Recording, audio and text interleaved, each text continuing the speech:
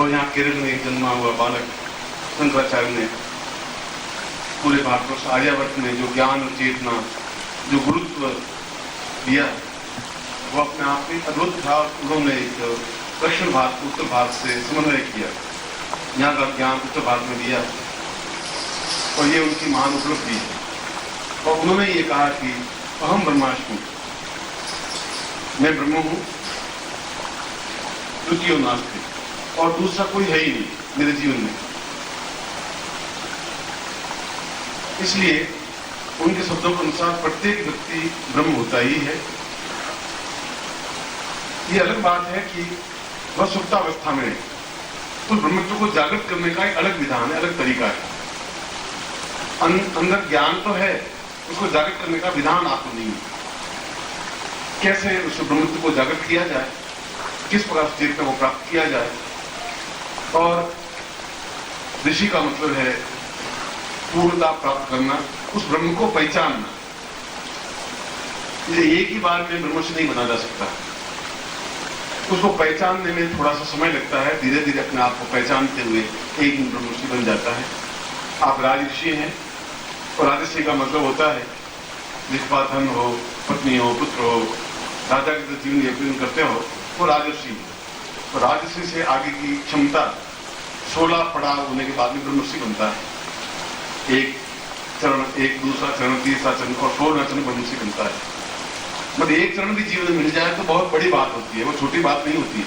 तो राजऋषि से आगे ब्रह्मर्षि बनने की क्रिया अत्यंत कठिन है, श्रम साध्य है, अनुभव गम्य है, और गुरु की कृपा के बिना वह प्राप्त नहीं हो सकता। गुरु को ज्ञान है कि ब्रह्मर्षि कैसे दिया जा सकता है। राजऋषि केवल विश्वामित्र थे, और इतने हजार ऋषियों में कुछ 10-15 व्यक्ति ब्रह्मर्षि कहलाए। इसका मतलब है कि ब्रह्मर्षि अपने आप में कठिन क्रिया थी, अन्यथा तो हजारों वशिष्ठ है, विश्वामित्र है, गर्ग है, अत्रि है, गणाद है, पुलस्त्य है, और सैकड़ों ऋषि मुनि बने, और ब्रह्मत्व प्राप्ति नहीं हो पाई, ब्रह्मर्षि नहीं कहला सके। इसलिए मैंने कहा कि राजऋषि तो प्रत्येक व्यक्ति है, उसको पहला चरण भरेंगे, एक कदम भरेंगे तो 16वां कदम भी पूरा होगा, 16वां कदम पूरा होगा तो ब्रह्मत्व प्राप्त हो जाएगा, ब्रह्मर्षि प्राप्त कर लेंगे। मैं आपको पहला कदम भरवा रहा हूं, और पहला कदम जीवन के इस मोड़ पे जो कि आवश्यक है, कम से कम आपके जीवन का सौभाग्य तो प्राप्त हुआ कि जीवन में आपको ब्रह्मर्षि की ओर एक चरण मैंने बढ़ाया। ये छोटी बात नहीं है, ये जीवन का एक महत्वपूर्ण हिस्सा है, जीवन का सौभाग्य है कि मैं इस ओर बढ़ा रहा हूँ। और धीरे धीरे आप एक्टिव होते रहेंगे तो बहुत जल्दी आप पूर्ण ब्रह्मत्व जागृत होते हुए पूर्ण ब्रह्मर्षि बनने की क्रिया में संपन्न हो जाएंगे। मैं उसी और बराबर प्रयत्न करूंगा, कर रहा हूं और आगे भी करूंगा। और शंकराचार्य ने जहां कहा है कि अहम ब्रह्मास्मि, वहां उन्होंने ये भी कहा है कि पूर्ण मृत्युंजय न मृत्यु भय तत्रादु स ब्रह्मर्षि, तत्रादु स ब्रह्म। जहां मृत्यु भय नहीं है, जहां मृत्यु व्याप्त नहीं हो सकती, आ ही नहीं सकती, जहां यमराज तुम्हारे सीने पर पांव नहीं रख सकता, जहां यमराज से आंखें से आंख मिला के खड़े हो सकते हैं, जहां मृत्यु पर विजय प्राप्त की जा सकती है, उसको ब्रह्म कहा गया है, उसको ब्रह्मर्षि कहा गया है। क्योंकि ब्रह्म कभी मरता नहीं है और ब्रह्म की कभी समाप्ति नहीं होती। इसलिए महामृत्युंजय को भी अपना में ब्रह्म कहा गया है। इसलिए देवताओं में केवल महादेवी हैं जिनको महामृत्युंजय कहा गया है, जिनको शिव कहा गया है, जिनको कल्याणकारी कहा गया है। और जो युद्ध प्रिय होते हुए भी एक गृहस्थ भी है और सन्यासी भी है, संसार में रहते हैं, पत्नी और पुत्रों के साथ भी रहते हैं। इसलिए इसको ब्रह्म कहे या महामृत्युंजय कहे, दोनों एक ही शब्द के पर्याय हैं। चाहे सिक्के को आगे से देखें या पीछे से देखें, दोनों होने पर ही पूर्ण सिक्का बनता है। इसलिए महामृत्युंजय विधान अपने आप में उस ब्रह्मर्षि बनने की क्रिया में महत्वपूर्ण पग है। क्योंकि जिंदा रहेंगे, जीवित रहेंगे तो ही अपने आप में ऋषि बन सकेंगे। मृत्यु हमें प्राप्त हो जाएगी, समाप्त हो जाएंगे हम, तो फिर ब्रह्मर्षि के 16 चरण प्राप्त करते हुए कैसे हम उस अद्भुत और अनिवर्चनीय क्षेत्र में पहुंच सकेंगे। और जो भी अपने आप में चैतन्य है,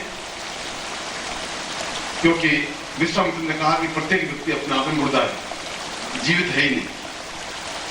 आश्चर्य यह है कि वे चलते फिरते हैं, वे चलते फिरते मुर्दा हैं, उनके चेहरे पर प्रसन्नता नहीं है, अंदर ओज नहीं है, साधना करने की शक्ति नहीं है, क्षमता नहीं है, और आगे बढ़ करके गुरु चरणों में समर्पित होने की भावना नहीं है, और छलांग लगाने की क्रिया नहीं है। जो अपने आप में एक्टिव हैं, जो एक बार दांव पे अपने आप को लगा लेते हैं, वे कुछ समय तक गुरु के घर में, गुरु के स्थान में, गुरु के आश्रम में रहते हैं, और रह करके कैसे उनको क्या प्राप्त होता है, ऐसा कोई स्कूल गुरु का घर नहीं होता कि रोज 10 बजे से 5 बजे तक पढ़ाए, ऐसा कुछ नहीं होता। ऐसा भी प्रतीत नहीं होता कि कब कोई चीज दे दे, कैसे ब्रह्मत्व जागृत हो जाए। और जब भी मिले आप दूसरा, तीसरा, चौथा, 5वां, 8वां, 15वां, 16वां इसको चरण प्राप्त करते हुए दोनों तरीकों से, प्रयोग के माध्यम से भी, सेवा के माध्यम से भी, क्रिया पक्ष के माध्यम से भी, भावना पक्ष के माध्यम से इस चरणों में बराबर बढ़ते रहना पड़ेगा। क्योंकि एक बार दीप जलने पर वह बुझे नहीं, बराबर बढ़ता रहे, तब आपको मृत्यु का भय रहेगा ही नहीं। तब मृत्यु आपके पास आ भी नहीं सकती, तो हेमराज आपके पास विचरण नहीं कर सकते। कोई गोली संसार में बनी नहीं जो आपके सीने को छेद सके, कोई अस्त्र आपको नहीं बना जो आपको मार सके। नैनम छिन्नति शस्त्राणि नैनम दहति पावकः। शस्त्र आपको समाप्ति कर, कृष्ण ने कहा है गीता में, नैनम छिन्नति शस्त्राणि नैनम दहति पावकः। कोई आग आपको जला नहीं सकती, कोई शस्त्र आपको काट नहीं सकता। जब आपने ब्रह्मत्व स्थापन हो जाता है, जब महामृत्युंजय स्थापन हो जाता है, भगवान शिव को अंदर स्थापन कर लेते हैं। क्योंकि उस 16वें चरण का पहला चरण महामृत्युंजय है और अंतिम चरण पूर्ण ब्रह्मर्षि पद है। और यदि आप पूरे भारतवर्ष में देखें तो 2, 4, 5 व्यक्ति ही होंगे जो ब्रह्मर्षि को सही ढंग से पहचान पा रहे होंगे, पूर्ण रूप से ब्रह्मर्षि होंगे। और ये तो हजारों लाखों ब्रह्मर्षि हैं भारतवर्ष में, उन सबको मैं प्रणाम करता ही हूं, उनकी कोई कमी है ही नहीं। और सही अर्थ में ब्रह्मर्षि क्या है, या ऋषि शब्द का क्या अर्थ है, ऋषि क्या है? ऋषि तो रींच को भी कहते हैं और ऋषि सन्यासी को भी कहते हैं। क्या ऋषि का तात्पर्य क्या है? जब वो ही नहीं जानते तो ब्रह्मर्षि कैसे बनेंगे, क्या समझेंगे? ये आगे का विधान है।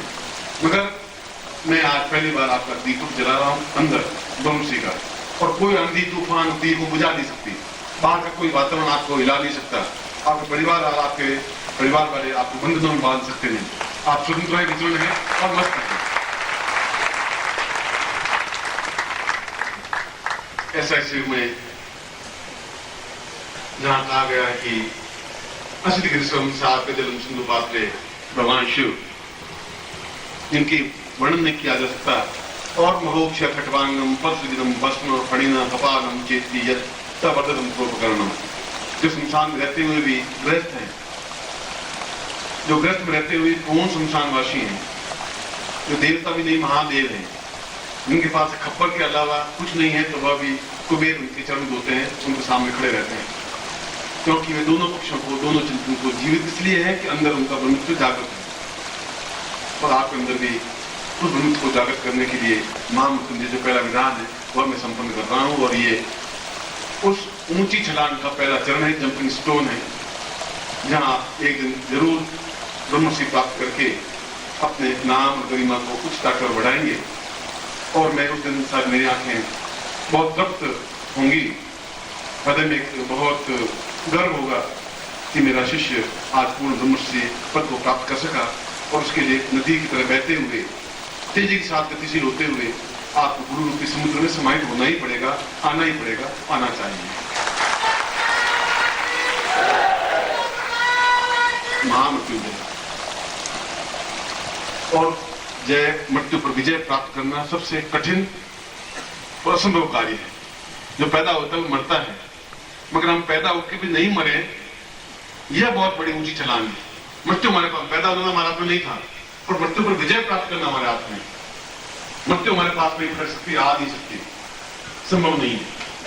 आएगी तो पास में बैठ के बातचीत करके चली जाएगी, हम बात करेंगे, उससे बिठाएंगे, खाना खिलाएंगे, स्नेह करेंगे, मगर हमें टच नहीं करती, स्पर्श नहीं कर सकती। ऐसा ही प्रयोग जीवन का, जब मैंने ब्रह्मर्षि प्रयोग किए थे तो 16 चरण सिखाए थे, और 16 चरण लिए, उनके आश्रम में रह करके उनकी रोज लंगोट धोता, पूरा आश्रम साफ करता, गोबर लीपता, उनको स्नान, गुरु जी को स्नान करवाता, जो पहले गुरु सच्चिदानंद जी पहले गुरु।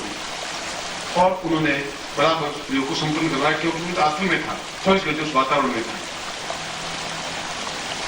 इसलिए कस्तूरी के पास बैठने से क्या होता है, और कस्तूरी के पास बैठने से मालूम पड़ेगा। गंगा में खड़े होने से क्या आनंद मिलता है, वो गंगा में खड़े होने से ही प्राप्त हो पाएगा। गुरु के घर में बैठने से क्या अनुभव होता है, वो गुरु के घर में बैठने से ही मालूम पड़ेगा। मगर इसके लिए छलांग लगाने की जरूरत है, त्याग करने की जरूरत है, और समुद्र में बीच में कूद जाने की हिम्मत क्षमता होनी चाहिए। ऐसा है तो फिर आपको कहीं कोई कमी नहीं है। ऐसा ही मैं आपको आशीर्वाद दे रहा हूं।